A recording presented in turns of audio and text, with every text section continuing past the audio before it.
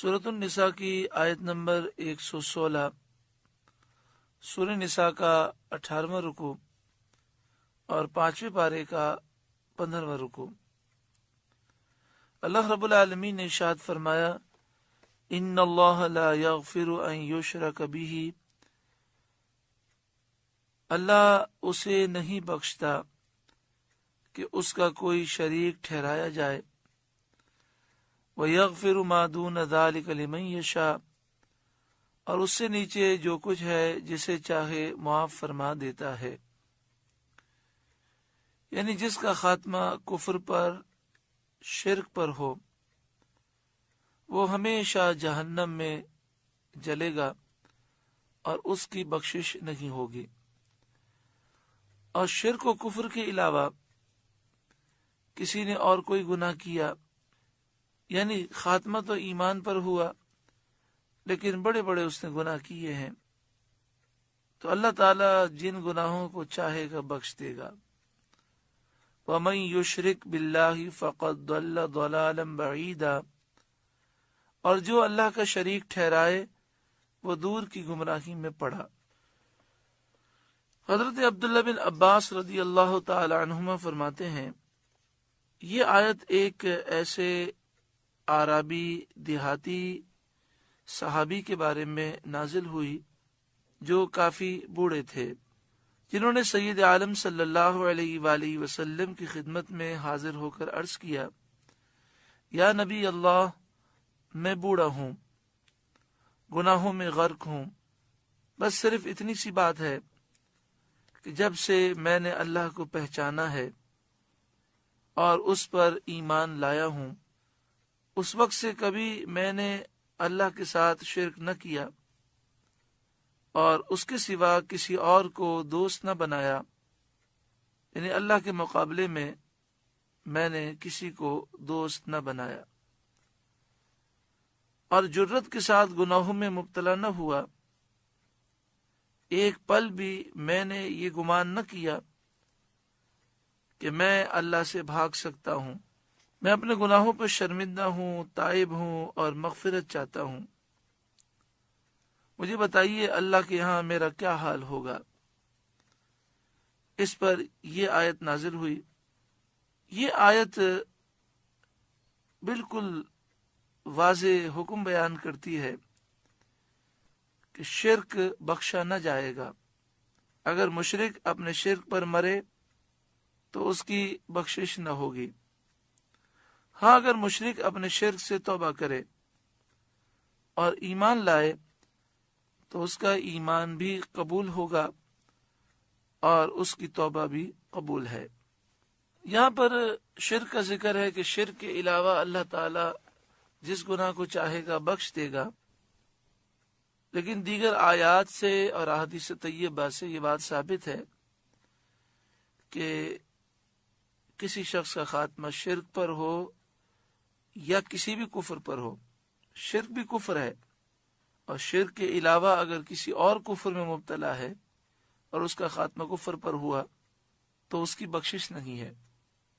مثال کے طور پر کوئی شخص مکمل اسلام کو مانتا ہے، اللہ کو وحدہ لا شریک مانتا ہے، اس کے ساتھ کسی کو شریک نہیں مانتا، اس کے برابر کسی کو نہیں مانتا، وہ کہتا ہے کہ اللہ کے سوا کوئی خدا نہیں، الہ نہیں، معبود نہیں، لیکن وہ جنت کا انکار کرتا ہے یا جہنم کا انکار کرتا ہے، یا نماز، روزہ، حج، زکوٰۃ، ان فرائض کا انکار کرتا ہے، ان کو فرض نہیں مانتا، یا قیامت کو ہی نہیں مانتا، تو ایسا شخص کافر ہے، اور اگر اسی حال میں اس کا خاتمہ ہوا تو ہمیشہ وہ عذاب میں رہے گا، اس کی ہرگز بخشش نہ ہوگی۔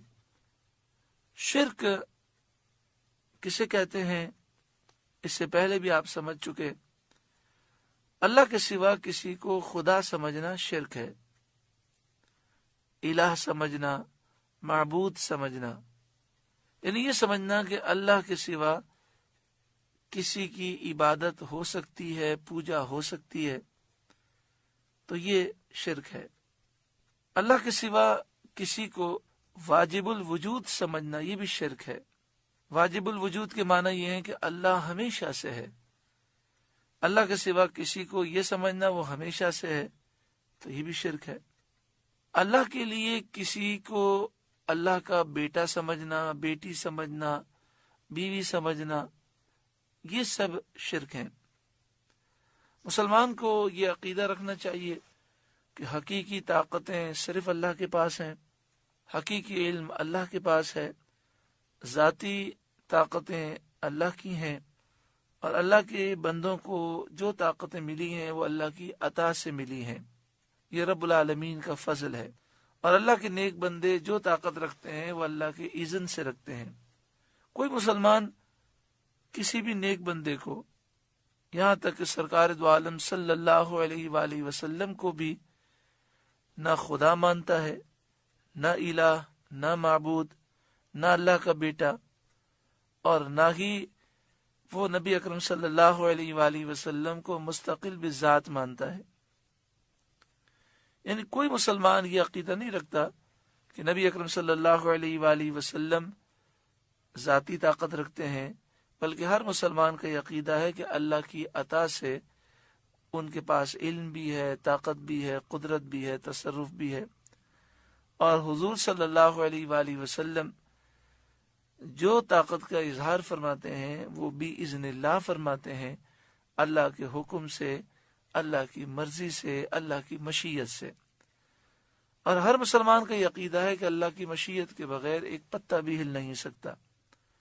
لہذا مسلمانوں پر شرک کا الزام لگانا یہ بہت بڑی نادانی ہے اور بہت بڑا ظلم ہے، ظلم عظیم ہے.